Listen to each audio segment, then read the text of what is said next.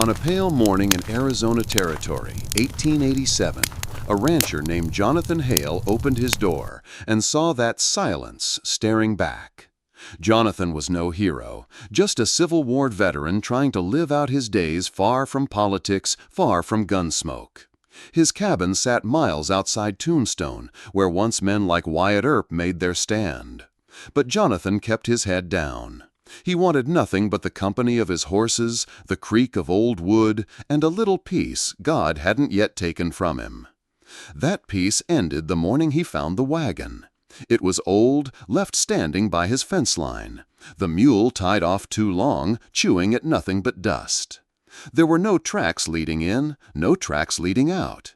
Whoever brought it had taken care to erase their trail. And inside, beneath a torn canvas, lay the reason Jonathan's life would never be the same. A young Apache woman, barely breathing.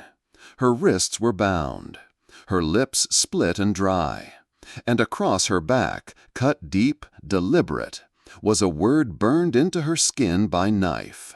Worthless. There was a note tied to the rope. Paid in full. Property delivered. Jonathan stood frozen. He hadn't ordered anything, and no man of honor called another soul property. He was staring at something worse than a battlefield, worse than the screams he remembered from Shiloh. Because hell is not just war. Hell is when a broken body is dropped at your doorstep, and the world expects you to carry the weight of its sin. The girl's eyes flickered open. She looked at him with the hollow stare of someone who had already died once. And in a whisper that carried more pain than a rifle shot, she said, "You paid for me. Now finish it." Jonathan did not speak, did not flinch. He only bowed his head for the first time in years and whispered a prayer no one else could hear. "Lord, give me strength not to turn away." That morning marked the beginning. The girl, Mary, would change the silence of his ranch. And weeks later, soldiers would ride in from Tucson, carrying with them proof that justice, though slow, can still come to the desert. But between that dawn and the sound of hooves on the horizon lay a story worth telling. Because sometimes the West was not about men drawing guns. Sometimes it was about a scar that tried to erase a life, and a stranger who chose not to look away. Jonathan stepped closer to the wagon.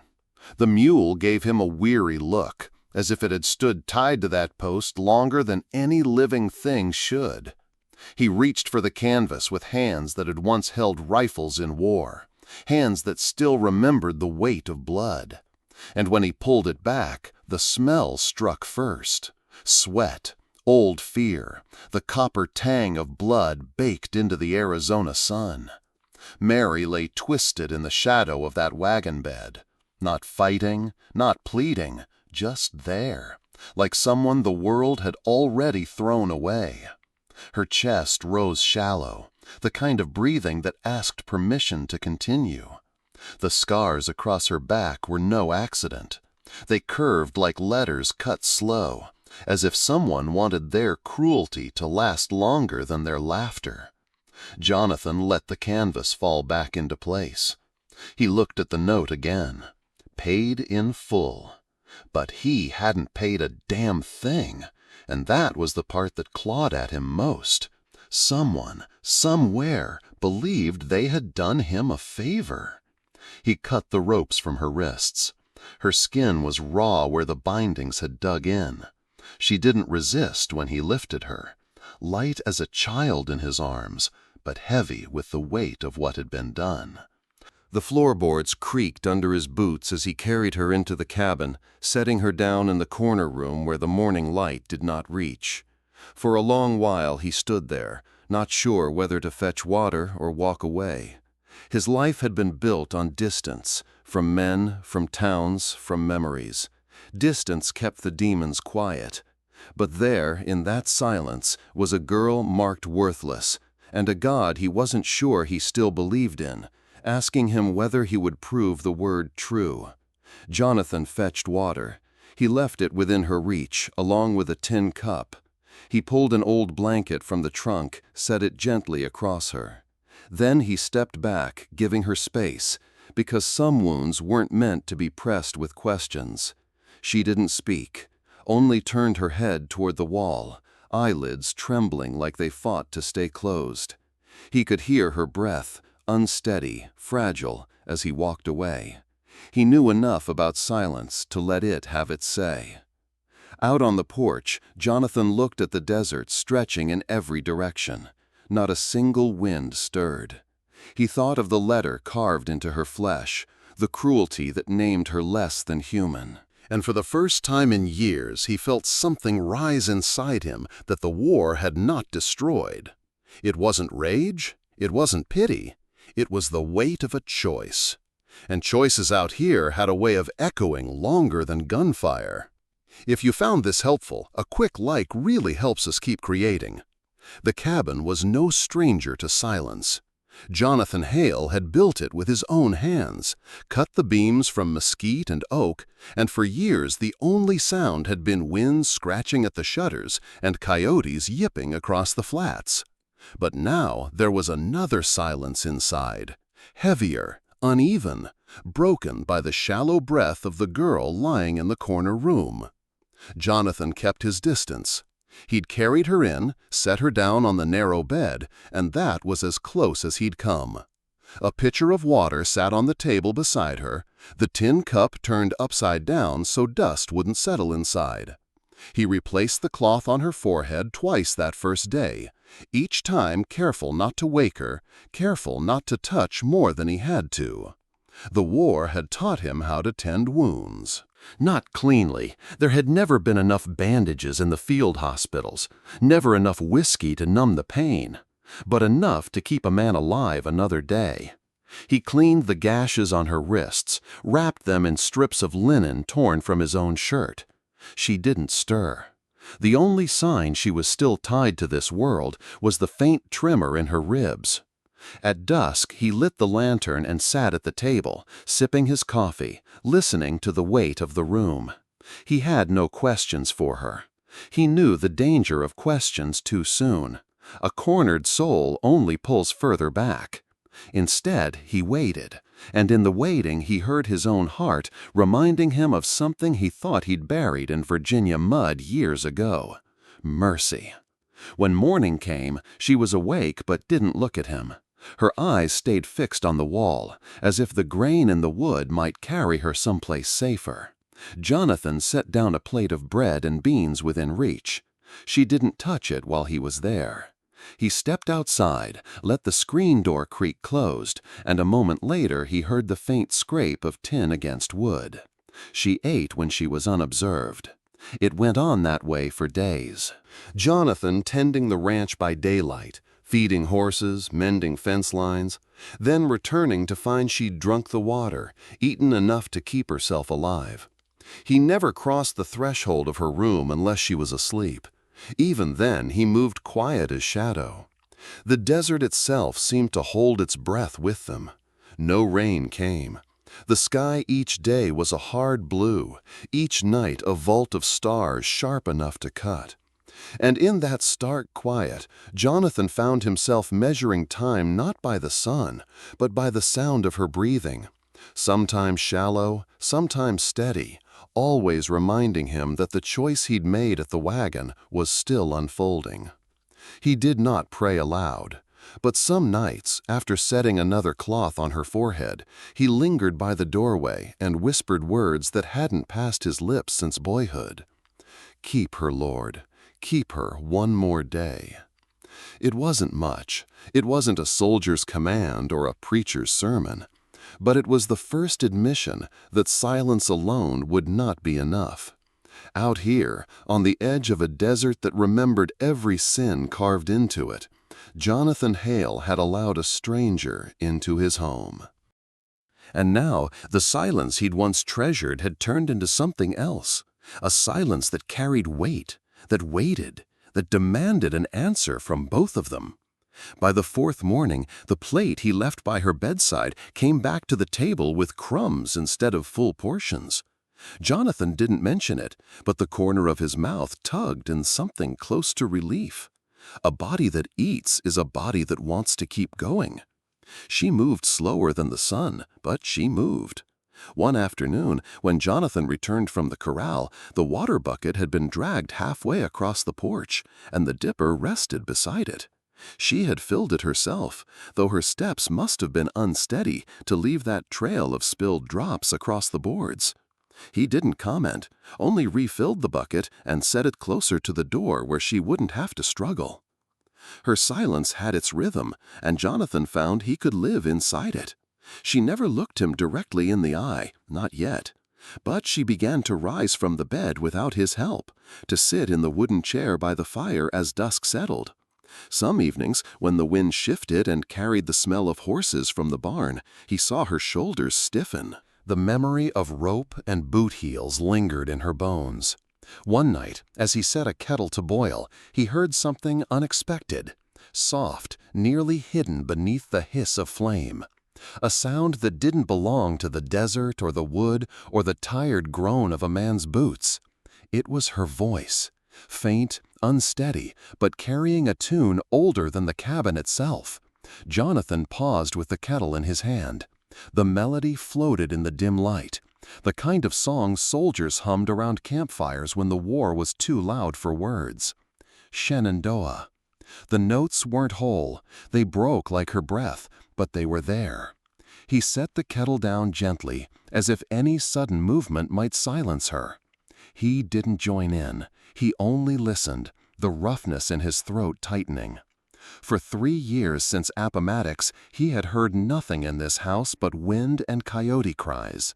Now a voice, fragile, fractured, but alive, had settled into the cracks of his silence. When she noticed him listening, she stopped.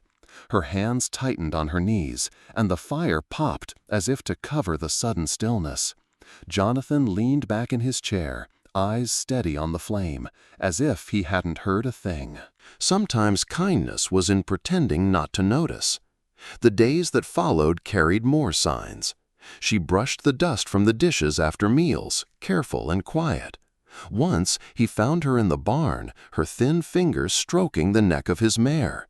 The horse stood still, ears forward, as if recognizing another creature marked by hardship. Jonathan didn't interrupt. But the shadows hadn't left her. When boots struck wood too sharply, she flinched. When a horse whinnied in the distance, she pressed her palms against her ears as if bracing for a blow. Jonathan said nothing of it. He knew wounds of that kind weren't healed by talk. They healed or didn't in their own time. What mattered was that she was no longer only surviving. She was, in small ways, living. And though he'd never admitted aloud, Jonathan Hale felt something stirring in himself too, something nearly forgotten. A sense that his cabin, once a tomb of silence, now carried the faintest heartbeat of life again. The 3rd week passed without rain. Heat hung in the air like a weight, pressing down on the roof, stretching shadows long across the yard. Jonathan spent most of his days out with the horses, mending the corral rails one nail at a time. When he came back inside one evening, he found Mary not by the fire, not by the table, but standing near the shelf above his bed. It was a small shelf, cluttered with nothing worth noting, an old tin lantern, a cracked plate, a few letters yellowed from years. And one book, thick with dust, its leather cover stiff and worn. She was holding it in her hands. Jonathan froze at the door, watching her thumb the edge of the binding. He hadn't touched that Bible in years. It had belonged to his mother, carried with him through Virginia mud and Tennessee forests through nights when cannon fire drowned out prayer. Since the war's end, it had sat there untouched, more relic than refuge. Mary opened it. Pages cracked faintly like old wood. Her eyes moved slowly across the faded print. Jonathan didn't speak. He stood still, letting the firelight do the talking. Then he saw it. Her gaze lingered on one verse, her lips shaping the words though no sound came. The lantern light caught the letters like they had been waiting for this moment alone. "You are precious in my sight, honored, and I love you." The words came from Isaiah, words his mother used to whisper when he was a boy, too stubborn to listen.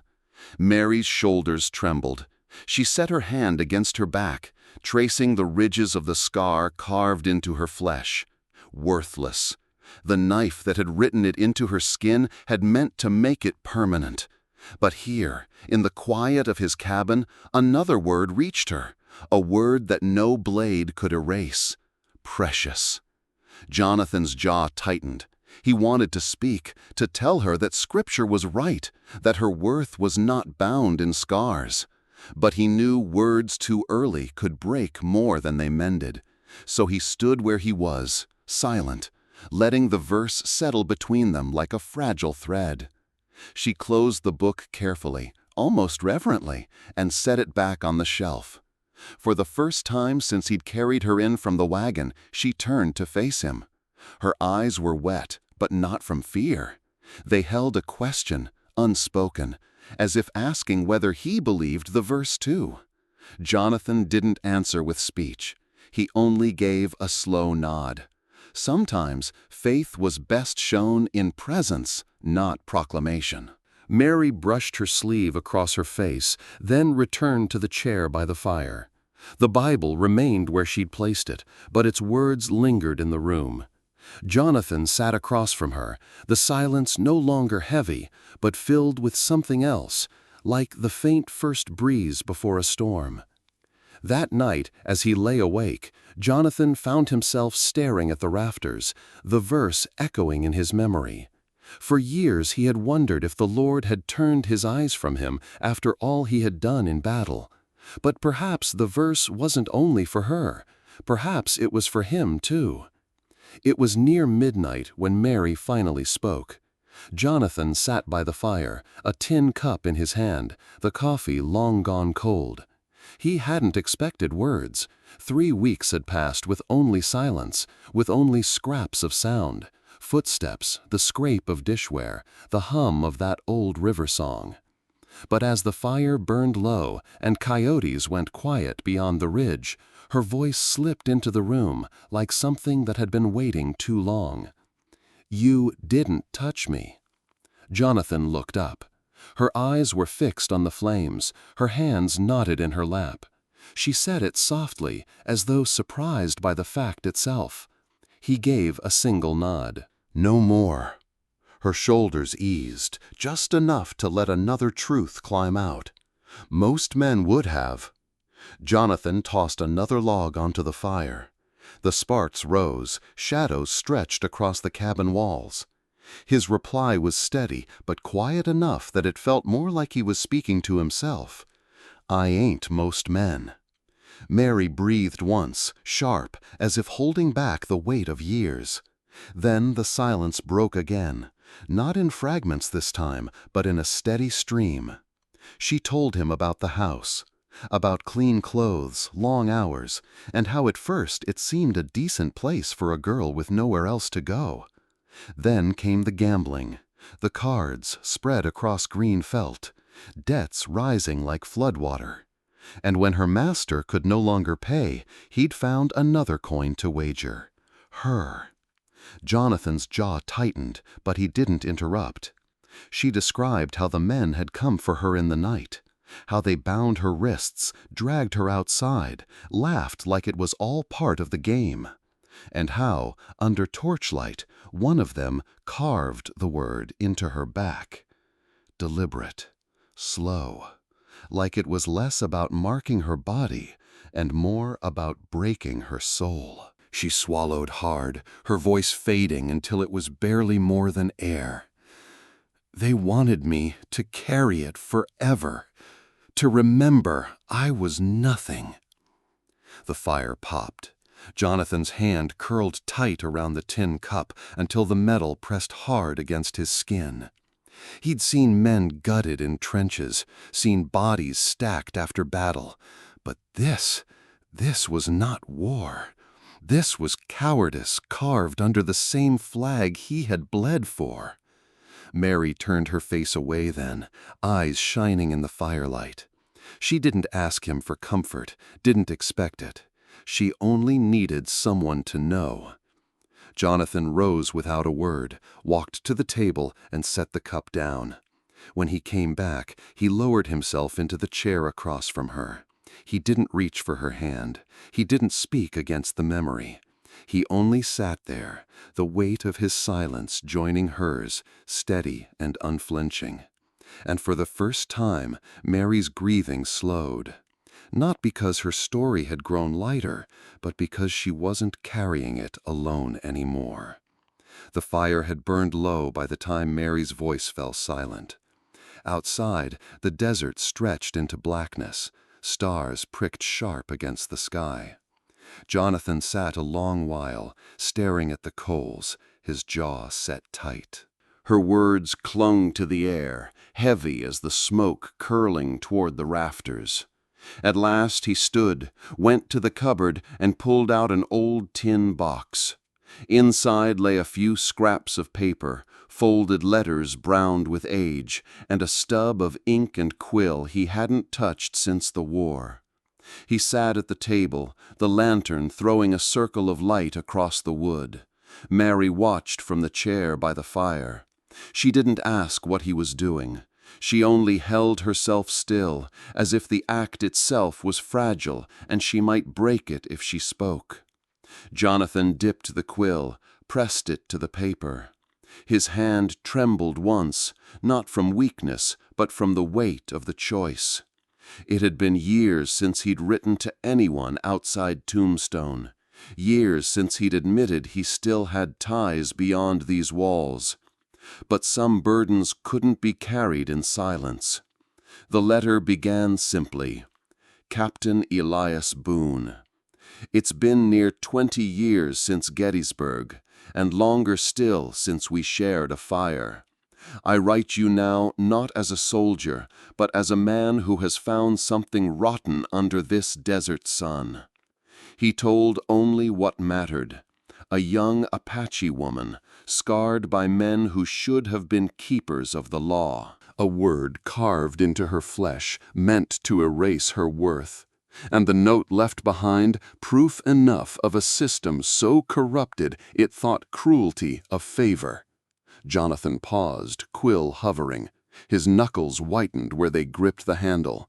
He didn't write about Mary's eyes, or the way her voice shook when she told the truth. He didn't need to. The scars were proof enough. I ask not for sympathy. I ask for justice. I will keep her safe until you send men you can trust. But know this, time is not my ally. Whoever left her here will come looking, and when they do, I will not turn them away empty-handed. He signed his name, the ink blotting at the end, then set the quill aside. For a moment he simply stared at the words, as though seeing a piece of himself he'd long buried.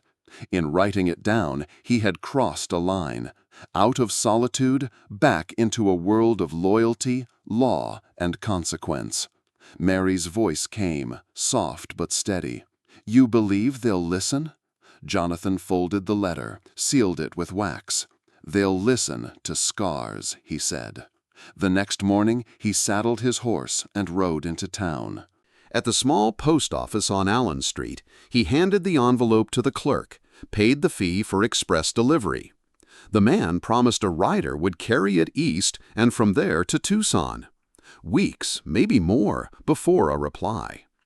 As Jonathan stepped back into the sunlight, he felt the desert close in around him.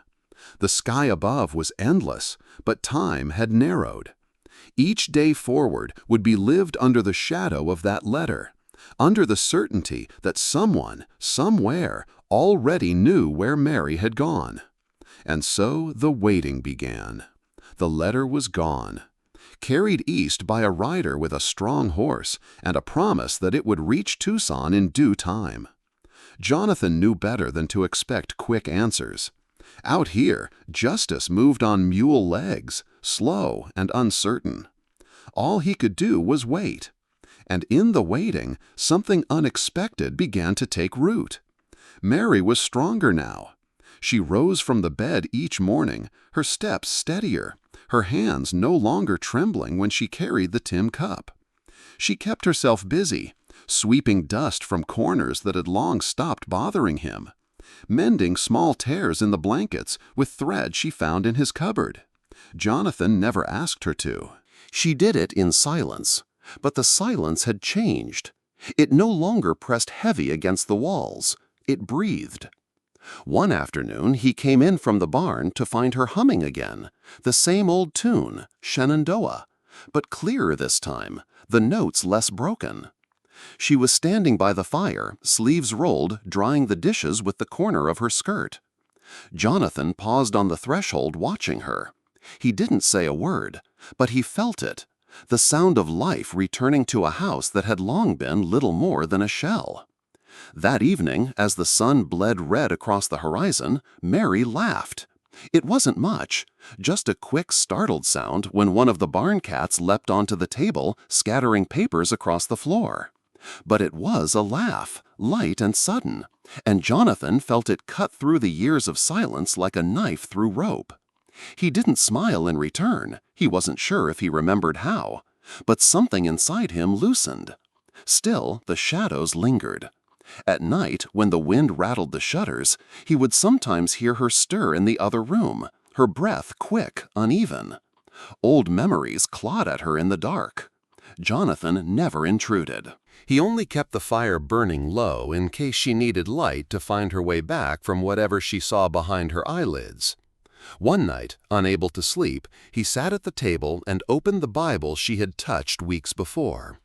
The pages fell naturally to John 8:32, words he hadn't read since boyhood. "And ye shall know the truth, and the truth shall make you free." He traced the words with his finger, rough from years of rope and leather. Freedom. It had been promised to him once on a battlefield, promised again when he came west.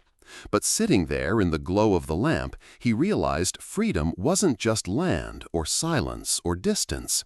It was the truth Mary had carried in her scars, the truth he'd written into that letter, the truth now waiting on the road to Tucson. Morning came slow, golden through the cabin windows. Jonathan stepped outside with his coffee, listening to the stillness. The land looked peaceful, but he knew better. The desert had its own clock, and somewhere beyond the horizon, men with cruel eyes and sharper knives might already be riding. Mary joined him on the porch, the blanket draped across her shoulders. She said nothing, just stood beside him, watching the sun lift over the ridge. For the first time, Jonathan didn't feel the need to fill the silence. It was peace, fragile, fleeting, but real. And as he sipped his coffee, Jonathan Hale knew one thing with certainty. Peace this clean never lasted long in Arizona territory. If you're still watching right now, drop a 1 in the comments so I know you're still with me on this journey. The desert had a way of warning a man. Before trouble showed its face, the land grew still, as if even the wind wanted no part of what was coming. That evening, as the sun sank low and painted the ridge in fire, Jonathan Hale felt it, the shift in the air that told him he was no longer alone.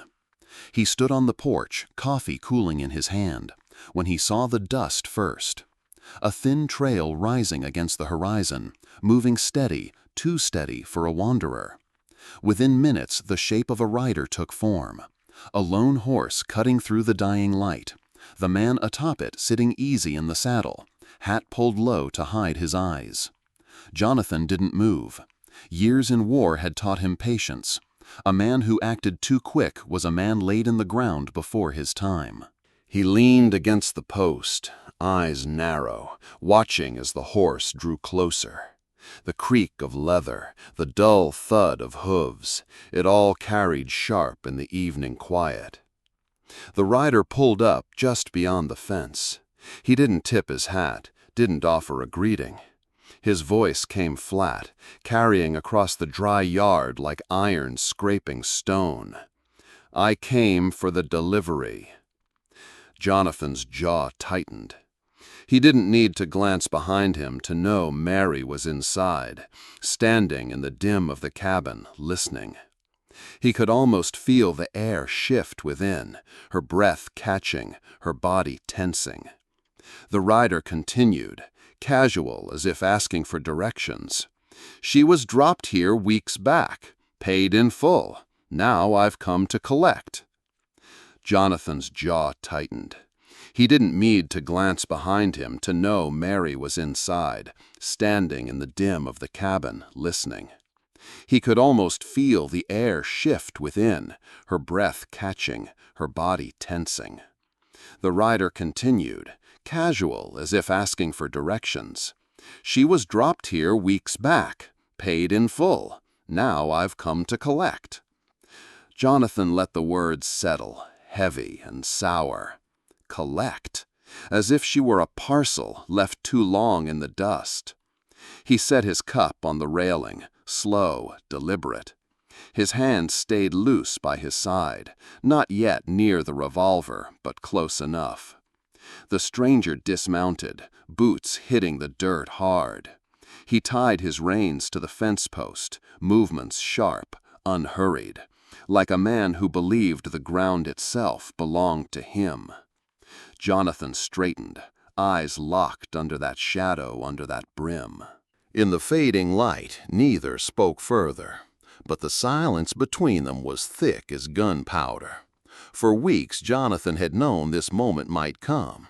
The letter to Tucson had been sent, but soldiers rode slow, and the desert carried long shadows.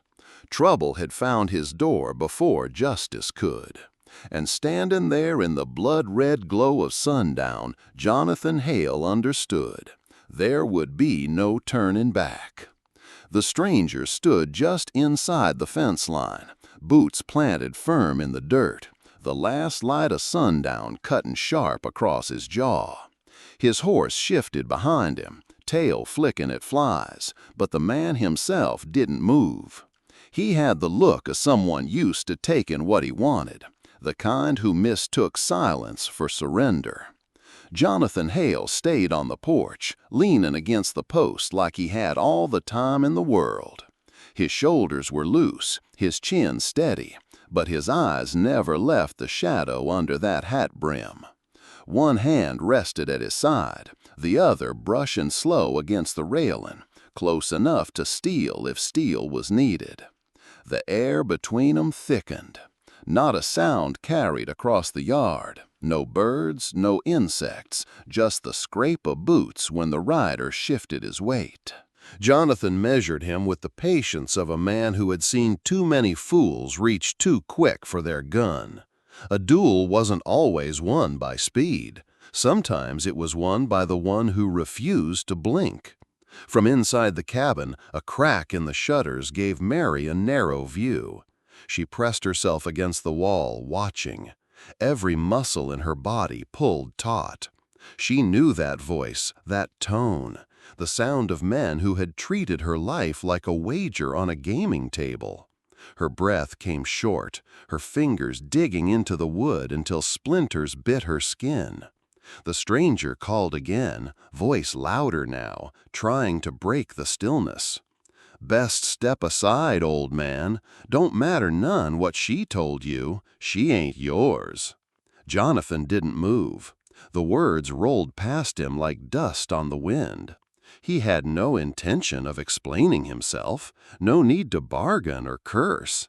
Men who talked too much often lost before they ever drew. His silence spoke for him.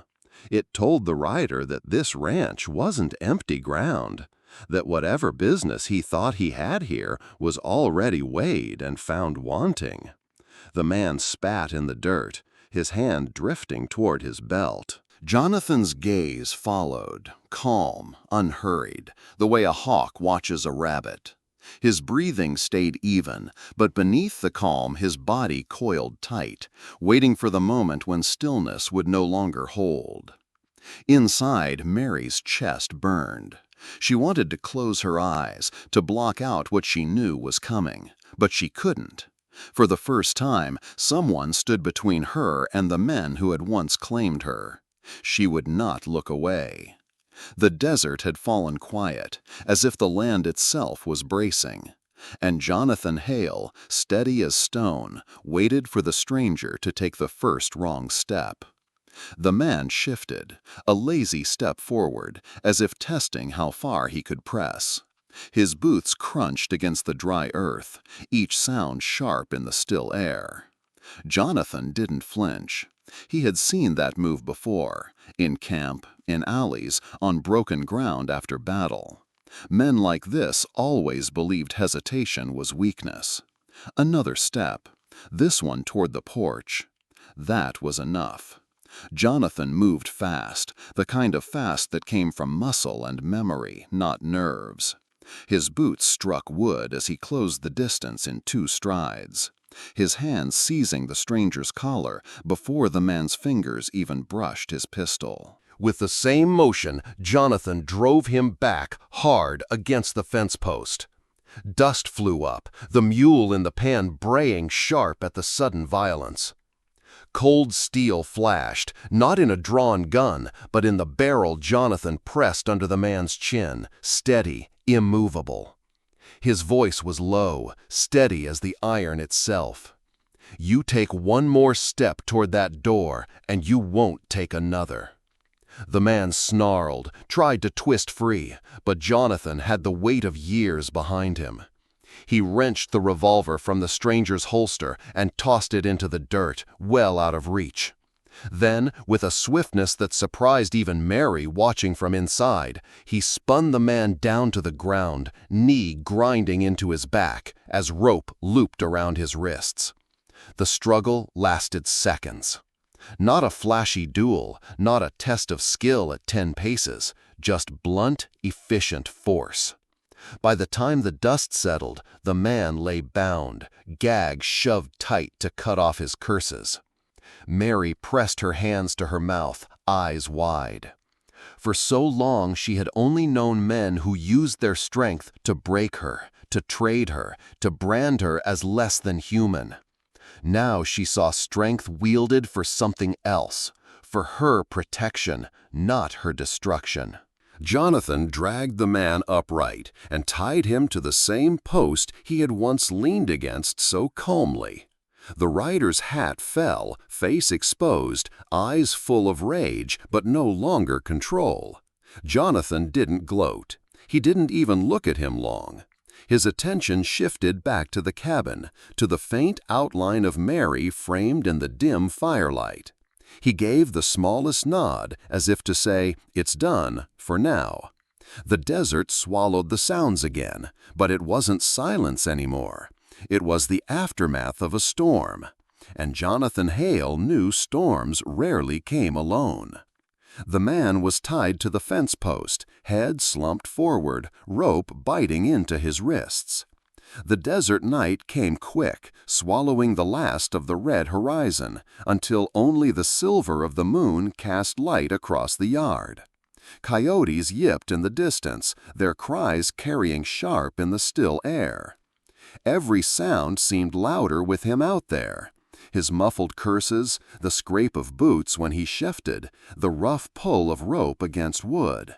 Jonathan sat inside, near the fire, his rifle leaned within reach but untouched. He didn't pace, he didn't speak. His calm filled the cabin more than the crackle of burning logs. Across from him, Mary sat small in her chair, knees drawn close, eyes flicking often to the door.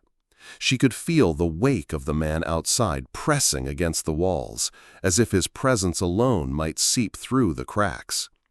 But when her gaze shifted back to Jonathan, something steadied. He hadn't faltered, not once. He had faced the man down in broad daylight, and now, even with danger bound only yards away, he sat firm, like the post itself could borrow its strength from him. Mary wrapped her arms around herself, remembering other nights when men like that one had come and gone, voices thick with drink, boots heavy on the floorboards. Back then, no one had stood between her and their cruelty. No one had told them to stop. Now, through the hiss of the fire, through the shadows dancing against the log walls, she saw it different. There was someone, this weathered rancher with eyes that carried the war still in them, who had placed himself squarely in the path of harm, and done so without asking anything in return. Outside, the man tugged against his bonds, rope groaning. Jonathan glanced toward the door, but didn't rise. "Let him wear himself out," he said softly, more to the fire than to Mary. His tone carried no boast, only the certainty of a man who had waited through longer nights than this one. The fire popped. Mary flinched, then stilled again, ashamed of how her body betrayed her. Jonathan noticed, but said nothing. Instead, he reached for the kettle, poured a measure of hot water into a tin cup, and set it on the table between them. The simple act spoke louder than comfort could. "You're safe here." Mary's eyes blurred, not from fear this time, but from something she hadn't felt in years, a fragile sense of being sheltered. And outside, bound to the fence, the desert's darkness weighed heavy on the man who thought he'd come to collect. The fire burned low, throwing soft amber light against the cabin walls. Jonathan sat close, hands rough and scarred from years of work and war, now steady as he stirred the embers with a stick. Outside, the bound man shifted, the muffled sounds of his struggle bleeding through the night. But in here, a different silence reigned, thick, weighty, yet touched with something almost holy. Jonathan reached for the Bible that lay on the shelf, its leather cracked, pages worn thin from years of dust more than fingers. He turned it open, not searching, but letting it fall where it would. His eyes traced the words, lips moving in a whisper meant more for himself than anyone else. "And ye shall know the truth, and the truth shall make you free." The verse lingered in the quiet, low and steady, like a stone dropped into still water. Jonathan set the book aside, staring into the fire as if the flames themselves carried the weight of the words. Mary sat across from him, her hands clasped tight in her lap. She had heard scripture before, forced into her ears by men who used God's words as chains instead of keys. But tonight it sounded different. It wasn't shouted from a pulpit, nor wielded as a threat. It was breathed, almost tender, a man speaking to his own soul as much as to hers. Her throat tightened. She hadn't meant to make a sound, but a sob rose, quiet and broken, spilling past her lips. Not the sob of fear, not the choked sound of someone cornered, but of release, like something long bound inside had finally loosened. Jonathan looked up, his eyes steady but softened in the firelight. He didn't rise, didn't move toward her. He only nodded once, slow, as if to say, "It's all right. Let it out." Mary pressed her palms against her eyes, tears slipping hot between her fingers. The word branded into her back, worthless, echoed through her mind.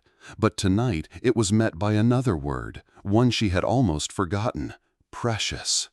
Not carved by cruelty, but spoken by Scripture.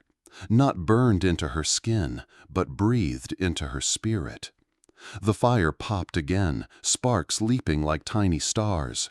Jonathan fed another log into the flames, his voice low. "Darkness don't last forever." Mary lowered her hands, face wet but calm, her breath steadier now. She believed him. For the first time, she believed. Dawn came cold, the desert wind carrying a chill that cut through even the heavy silence of the night. The bound man slumped against the post, head low, rope stiff with sweat and dust. Jonathan had kept watch from the porch, rifle across his knees, eyes fixed on the horizon. He wasn't waiting for mercy. He was waiting for proof that his letter hadn't ridden into the void. By mid-morning, the sound came first. Hooves, many of them, rolling like distant thunder. Mary stepped to the doorway, her heart caught between fear and hope. Jonathan rose, steady, scanning the ridge, until the dust broke open and figures appeared. Cavalry from Tucson, their blue coats flashing beneath the sun, sabers glinting at their sides. The soldiers rode in tight formation, halting just beyond the fence line. Their captain, a man with gray in his beard and eyes sharp from long campaigns, swung down from his horse. Jonathan recognized him by gait alone. An old comrade, once a fellow soldier, now a man who carried authority. "You sent word," the captain said, voice clipped but not unkind. His gaze slid past Jonathan to the man tied at the post. "And here's the proof." The bound rider spat curses through the gag, thrashing like a trapped coyote. But his rage only made the ropes cut deeper, his weakness laid bare for all to see. Two soldiers dismounted, seizing him by the arms and dragging him upright. Mary gripped the doorframe, her breath trembling. For weeks she had lived with the weight of that word burned into her back. Worthless. Now she watched as the man who carried her torment like a badge was hauled away in chains. It wasn't a sermon. It wasn't a promise whispered to calm her fears. It was justice, slow but certain, riding in boots and dust. The captain took Jonathan's hand in a firm grip. No words passed between them beyond that clasp. Two men who had bled under the same flag, now standing on ground where law was thin and costly. Jonathan only nodded toward Mary, and the captain's eyes softened, understanding enough without asking. As the soldiers mounted up again, the captive secured, the desert seemed to exhale. Mary stepped forward, out of the shadow of the cabin, and for the first time she didn't feel hunted. She watched the troop ride off, dust trailing behind, and something inside her shifted. The fight was no longer hers alone. The world had seen, and it had answered. If you like this video, please comment number 9. If you don't like it, please comment number 0. The soldiers had carried the man away, their dust cloud shrinking against the far horizon until it was swallowed whole by the desert.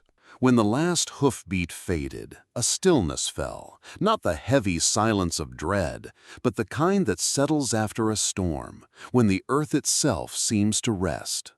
Jonathan stood on the porch, hat low, watching until there was nothing left to see. Then he turned back inside, slow and deliberate, as though moving too quickly might break the fragile peace that had just been won. For the first time in weeks, Mary slept without waking at every creak of wood or gust of wind. She rose later that morning, eyes heavy but calm, and found Jonathan already at work outside, tending the corral. The mule chewed lazily on hay, the same one that had pulled the wagon carrying her to his door. She paused at the sight, heart tightening, then turned away. The past had brought her here, but the present no longer belonged to it. In the days that followed, Mary's hands found purpose again. She swept the floor without being asked, gathered eggs from the hens, even knelt by the small herb patch Jonathan had half abandoned, pulling weeds with steady fingers. One afternoon, Jonathan returned from the pasture to hear a sound he hadn't expected. Mary, humming low, the old tune Shenandoah, carried soft and uneven, but unmistakable. It drifted out the open window, mingling with the smell of stew on the stove.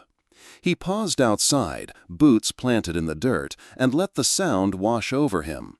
It wasn't much, not a song sung with joy, but a tune remembered from some gentler time, a thread of life woven back into a soul once torn apart. He smiled, though faintly, and carried the memory with him as he stepped inside. Evenings by the fire changed too. Where before Mary had sat curled small in the corner, shoulders hunched as though ready to bolt, now she sat upright, sometimes even speaking first. She told small pieces of her life, not the horrors, not yet, but simple memories. Her mother's hands braiding her hair, the smell of cedar smoke in winter, the laughter of children near the river. Jonathan didn't interrupt. He let her words come as they would, like water breaking through dry ground. The scar on her back remained, angry and cruel, a word burned by hands that thought they could name her. But each time she reached for the Bible on the shelf, turning to the passage Jonathan had read aloud, "You are precious in my sight," the mark lost a fraction of its hold. One night she whispered at herself, not to him, not to the room, but to the God she had almost forgotten. Her voice trembled, but it carried. Jonathan noticed, though he pretended not to. He stoked the fire, his face lit orange and calm, but inside he gave thanks. Not for himself, not for the fight he'd won, but for the small miracle of watching another rise from ashes. The ranch took on a rhythm. Work, meals, quiet. There were no grand speeches, no sudden transformations. Healing moved slow, like dawn creeping over the desert, light inching across the land, until one day the darkness was gone and no one remembered the exact moment it had left. And so, each evening, as the sun dipped low and the fire crackled steady, Jonathan and Mary sat across from one another. Silence stretched between them. But now it wasn't the silence of strangers or of wounds too deep to name. It was peace. Autumn settled over the desert, softening its edges. The mornings came cooler now, the air carrying a bite that hinted at winter. Jonathan rose earlier, cutting wood for the fire, while Mary wrapped herself in a shawl and gathered eggs from the hens. What once felt like survival had begun to feel like living. One evening, the sun dipped low, painting the horizon in bands of crimson and gold. Mary sat by the fire, her hands resting calm in her lap. The silence stretched easy between them, not heavy as it once had been. She stared into the flames for a long while before finally speaking. "Jonathan," she began, her voice steady, though softer than the crackle of the fire, "I've been thinking." He looked up from the rifle he was cleaning, giving her his full attention without a word. "I've had places before, rooms I was told to stay in, houses where I was given work but never rest. None of them were mine. I stayed because I had to." She paused, drawing a breath as if steadying herself against memories that still clung. "But here, this feels different." Jonathan said nothing, just set the rifle aside and leaned forward, elbows on his knees, waiting. Mary's eyes lifted to meet his, firelight dancing in them. "I don't want to leave," she said at last, "not because I've nowhere else to go, but because for the first time I have a choice, and I choose to stay." The words hung in the air, quiet but heavy with meaning. For a long moment, Jonathan didn't move. Then he gave a slow nod, the kind of nod that carried more weight than any long speech. "Then stay," he said simply. "No promises, no demands, just acceptance, plain and steady, the way the desert itself accepted the sun each morning without question." Mary smiled then, small, uncertain, but real. It was not the smile of someone rescued, but of someone who had stepped into her own strength. The days that followed carried a new ease. They worked side by side, mending fences, tending livestock, sharing meals. Sometimes she sang while she worked, the old tune Shenandoah drifting soft across the yard. Other times she read aloud from the Bible, her voice stumbling but growing stronger with each passage. One evening she lingered on the words Jonathan had once whispered by the fire, "The truth shall make you free." She closed the book, fingers resting against its worn leather cover, and looked toward him. "I used to think freedom was something taken," she said quietly. "Now I see it's something given by God, by people willing to stand when others turn away." Jonathan met her gaze, his eyes steady. "Sometimes," he said, "it's both." The fire burned low. Outside, the desert lay still beneath the stars, vast and unbroken. Inside the cabin, peace held. Not perfect peace, not the kind that erases scars, but the kind that endures, that makes scars part of the story instead of its end. And as Mary leaned back in her chair, warmth on her face and choice in her hands, she understood. She was no longer worthless. She had always been more. Precious, beloved, free. Out here, life was never written in gold, but carved into the dust and silence of the frontier. Maybe that's why stories like Jonathan and Mary's matter. They remind us that the West was not only about guns or land, but about people. About scars carried and choices made. About kindness where the world expected cruelty. Perhaps you've known someone who bore a mark the world could not see. Or maybe you've carried one yourself. If so, you understand Mary's tears, Jonathan's silence, and the quiet strength it takes to keep walking when the road is long. These are true Wild West stories, not polished legends, but echoes of the grit and grace that built a nation. If this story touched your heart, take a moment to like, share, and subscribe. Stay by the fire with us, where the past still speaks and where every scar holds a story worth telling.